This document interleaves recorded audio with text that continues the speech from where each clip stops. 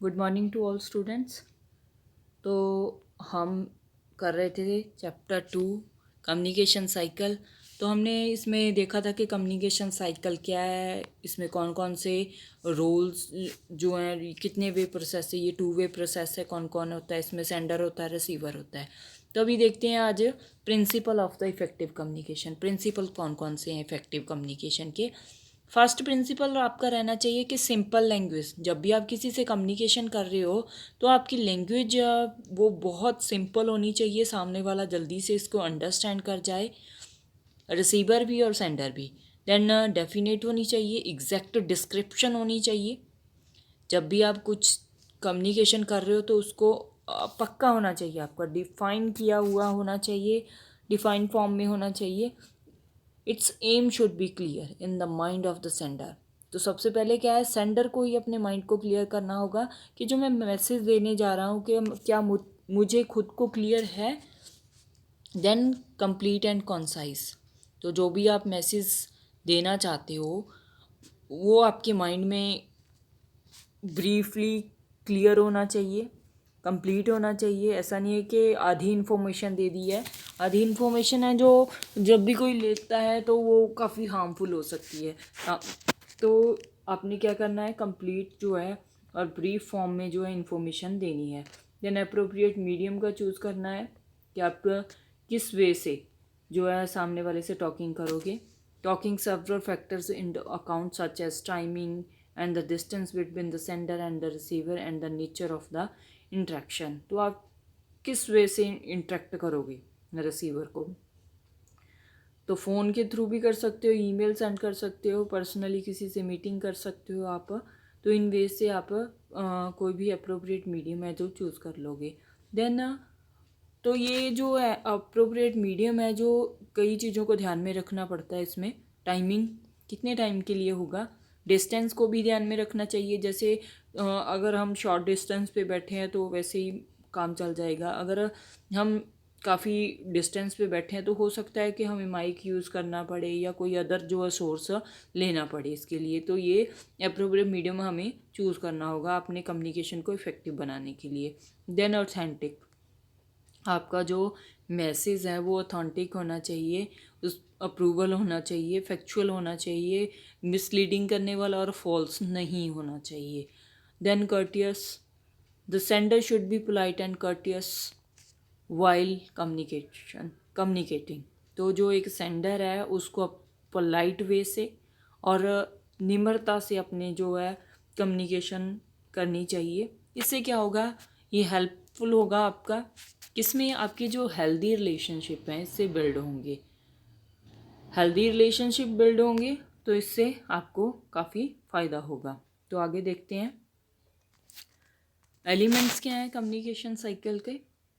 इसमें सेम है जैसे हमने प्रोसेस पढ़ा था।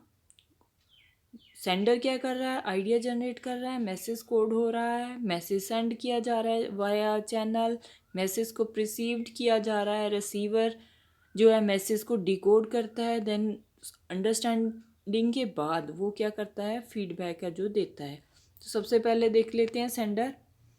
Sender is a person who express his opinion, idea और messages and send it to the receiver. Sender क्या करता है जी, एक पर्सन है जो अपने आइडियाज़ को, अपने विचारों को, मैसेज को भेजता है, रिसीवर को भेजता है। फिर message refer to the information that sender wishes to convey. उसके बाद मैसेज जो है एक इन्फॉर्मेशन है, एक सूचना है जो हम सेंडर को भेजते हैं। Encoding, it refers to how the sender wishes to communicate the message. उसके बाद डिपेंड करता है सेंडर के ऊपर कि वो कम्युनिकेशन है जो कैसे करना चाहता है, वो अपने मैसेज को कैसे डिलीवर करना चाहता है, बोल के करना चाहता है, लिख के करना चाहता है, या बाय साइंस करना चाहता है, या बॉडी लैंग्वेज जो है उसको यूज़ करनी है। Channel, it is a medium through which the message has to be carried and sent to the others। आपने उसके बाद एक मीडियम चूज़ करना है जिसके द्वारा आप मैसेज जो है वो सेंड करोगे। उसके बाद आ जाता है रिसीवर। और receiver is the person for home the message is intended. तो जिस पर्पज़ के लिए आप मैसेज दे रहे हो, जिस पर्सन को दे रहे हो, तो वो रिसीवर हुआ जिसने आपका मैसेज जो है लिया, दैट इज़ रिसीवर। डिकोडिंग। अब उसके बाद क्या है, रिसीवर का काम शुरू हो गया है, तो encoding, encoding, then decoding. अभी डिकोडिंग हो रही है, सेंडर जो है इनकोडिंग करता है और जो रिसीवर है वो डिकोडिंग करता है।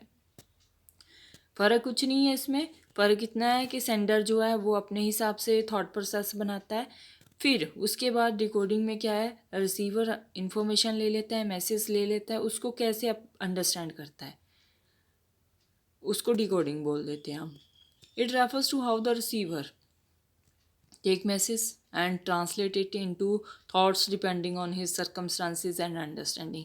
वो रिसीवर के ऊपर डिपेंड करता है कि वो मैसेज को कैसे लेता है, किस हालात में लेता है, किस संदर्भ में लेता है, फीडबैक को। उसके बाद क्या होता है, it is the response that the receiver give after the message is received and understood by him.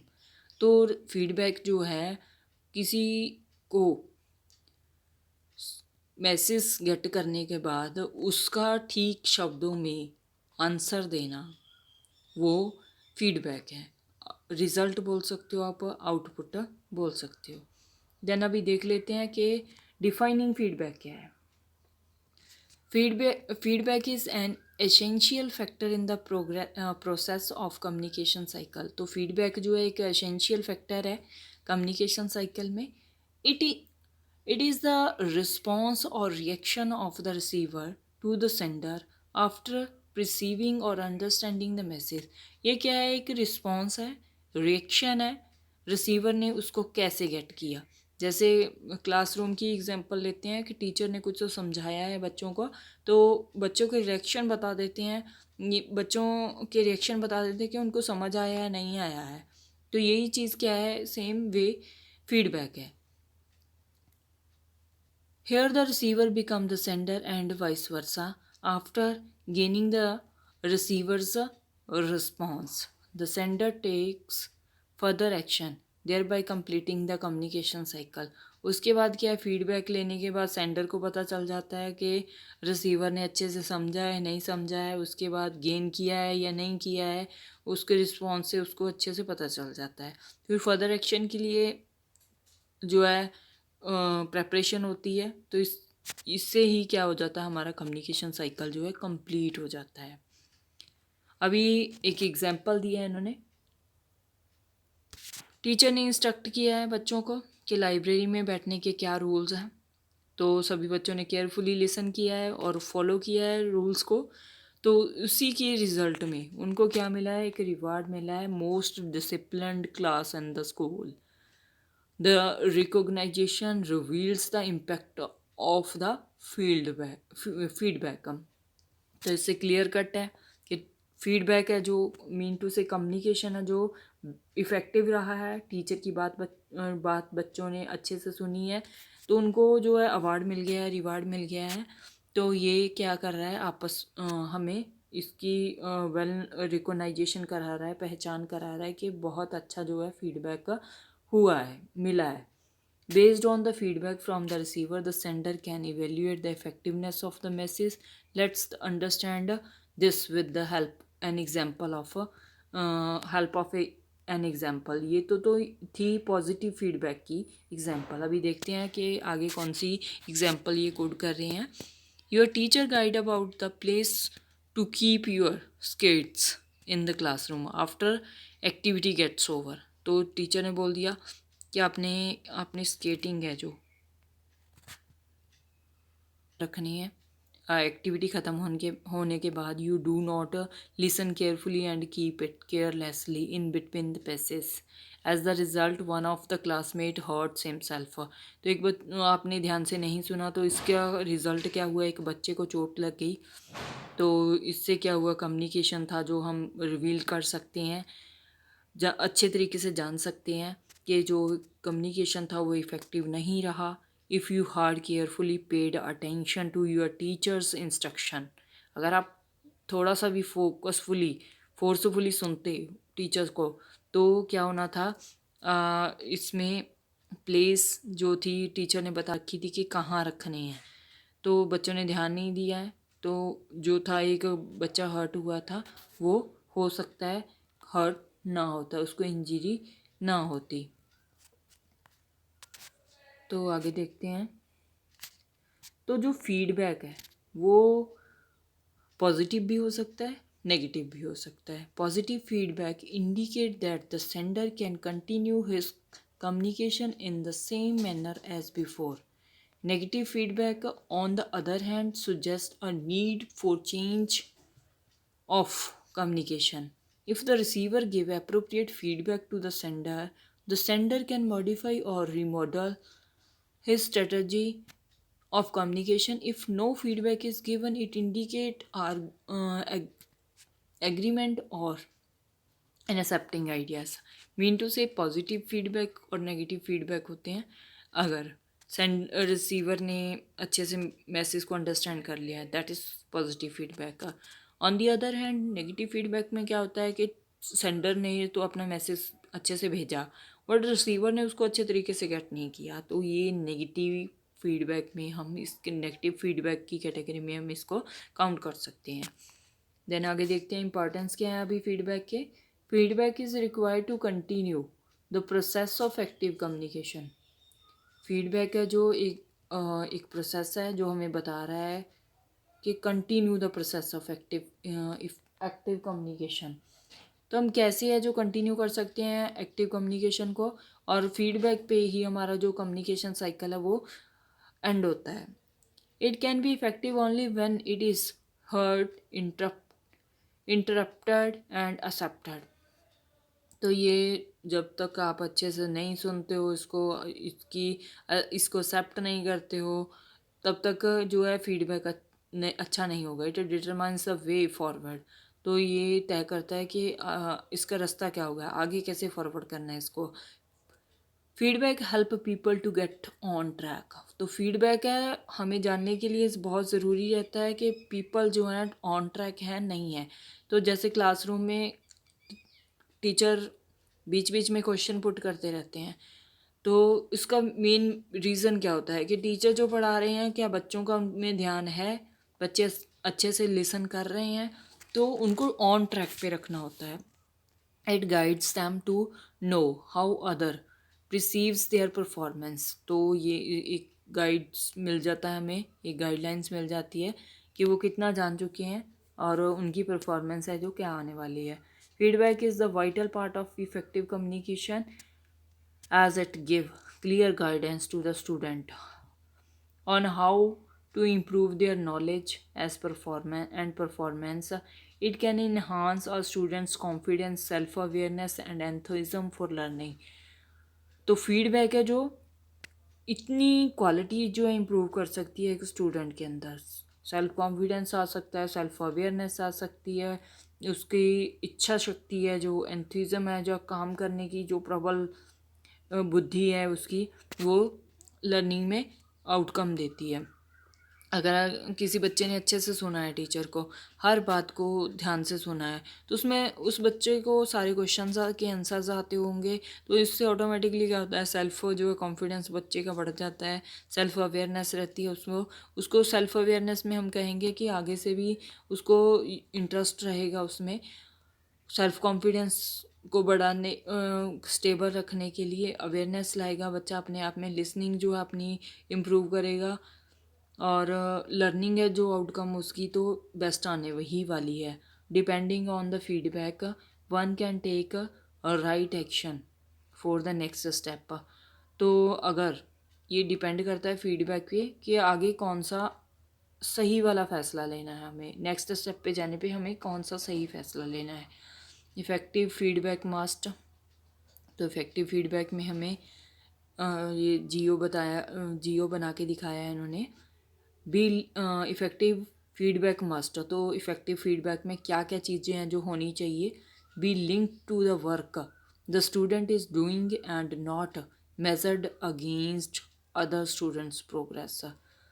तो इसमें जो बच्चे काम कर रहे हैं तो इससे नहीं हम किसी की प्रोग्रेस को नहीं मेज़र कर सकते हैं, हर इंडिविजुअल भी को कैपेसिटी के ऊपर भी डिपेंड करता है। तो जो है वहाँ से हम क्या है फीडबैक का जो है नहीं ले सकते अगेंस्ट अदर स्टूडेंट्स प्रोग्रेस। तो यहाँ पे हम क्या कर रहे हैं, doing are not measured against other students progress. एक ने समझ आया, दूसरे के बारे में हम, दूसरे को समझ में आया नहीं आया, तो ये हम इजीली नहीं गेट कर पाते। तो इसके लिए हमें एफर्ट्स करने होंगे। Be linked to the learning intention and success criteria. तो ये जो है फीडबैक है वो लर्निंग के साथ, आपकी अटेंशन के साथ या इंटेंशन के साथ कि आपने कितना ध्यान से सुना है, इस पे डिपेंड करता है। इससे क्या होगा, आपका सक्सेस क्राइटेरिया है, जो सक्सेस को बढ़ाने वाला क्राइटेरिया है, वो पैमाना कौन सा है, वो काउंट होता है। Then include specific area of improvement and provide next step for the student. तो ये इफेक्टिव कम्युनिकेशन के थ्रू हम जान सकते हैं स्पेसिफिक एरियाज़ को, कि बच्चों को कहाँ पे प्रॉब्लम आ रही है, कौन कौन से स्पेशल एरिया जो हैं वहाँ जहाँ पे हमें इम्प्रूवमेंट की ज़रूरत है। तो नेक्स्ट स्टेप्स है क्या होगा, कैसे जो है बच्चों को उन स्पेसिफिक एरिया में से इम्प्रूव किया जाएगा, उसके लिए स्टेप्स जो हैं वो ढूंढे जाते हैं। Be delivered in accessible ways at the appropriate time so that the students are able to act upon it। उसके बाद क्या है, इस चीज़ को के अल्टरनेट्स ढूंढे जाते हैं, इस चीज़ को डिलीवर्ड किया जाता है, फीडबैक जो है डिलीवर करते हैं, फिर इसके वेज जो हैं अल्टरनेटिव जो है बेस्ट वेज जो हैं वो निकाले जाते हैं, अप्रोप्रिएट टाइम पे निकाले जाते हैं, ताकि स्टूडेंट जो हैं इनको करने के एबल हो जाएं।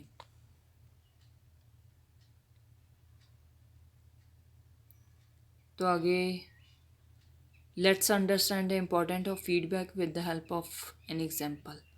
तो फीडबैक को कहते समझते हैं, इन्होंने एग्जाम्पल दिया during a clay modelling period. Clay modelling का पीरियड है। The teacher was giving feedback on the performance of student. तो टीचर ने जो है फीडबैक दी है परफॉर्मेंस के रिगार्डिंग। रोहन है जो एक बच्चा है, वो क्या कर रहा है, हर्ट अंडर, बच्चे ने मन तोड़ दिया बिल्कुल, ठीक है। As could not make a model of an aeroplane even after it was demonstrated by to him 4-5 times. तो जो रोहन है वो बिल्कुल ही दिल छोटा करके बैठा है कि उसने को जो एरोप्लेन का मॉडल बनाने को कहा गया था या सिखाया गया था 4-5 टाइम, उसके बावजूद भी वो बना नहीं पा रहा है। The teacher observe him, teacher ने उसको ऑब्जर्व किया and figured out the problem. तो उसको टीचर ने ऑब्जर्व किया और सोचा कि इसको प्रॉब्लम से कैसे निकालें। He said Rohan you can do it. तो टीचर ने क्या है, मोटिवेशन के लिए कुछ वर्ड यूज़ किए, you can do it, it's just that you need to do it carefully. ये कर सकते हो आप, कोई इतना टफ टास्क नहीं है, आप बस इसको केयरफुली करो और माइंड जो है अपना फोकस करो इसके ऊपर। I have full confidence in you, try again. मेरा विश्वास आपके साथ है, मेरा विश्वास है कि आप कर जाओगे, इसको दोबारा से करो, ट्राई करो। तो डेफिनेटली इसका रिज़ल्ट क्या आया, with such positive feedback from the teacher Rohan experienced a surge in his confidence. तो उसने क्या किया, अपनी कॉन्फिडेंस उसका बिल्ड कर दिया टीचर ने, डायरेक्शनल जो थी उसको मोटिवेशन मिल चुकी थी। He did well this time, तो उसने अच्छा किया, इस समय उसने अच्छा किया। Everybody clapped loudly as his effort were laudable. तो जो उसका एफर्ट था बहुत काबिल तारीफ़ था, तो इसके लिए सभी बच्चों ने उसके लिए क्लैपिंग की। Feedback is important in the following veg, basic of problem solving. तो सब प्रॉब्लम सॉल्विंग के लिए बेसिस मान सकते हो आप, इसको बेस मान सकते हो। When the receiver get a message it is up to him to agree with the sender or not.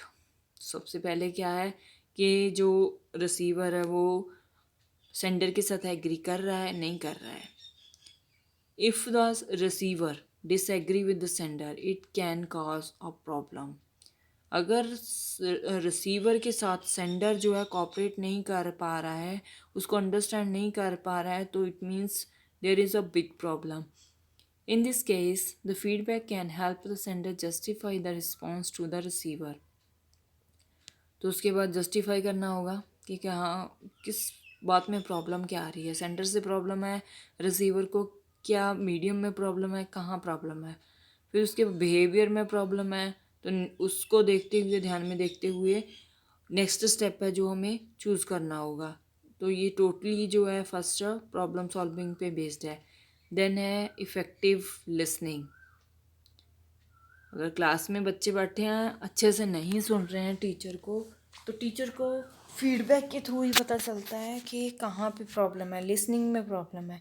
When feedback is given the sender become the message sent by him, reanalysis his message and correlate it with the feedback.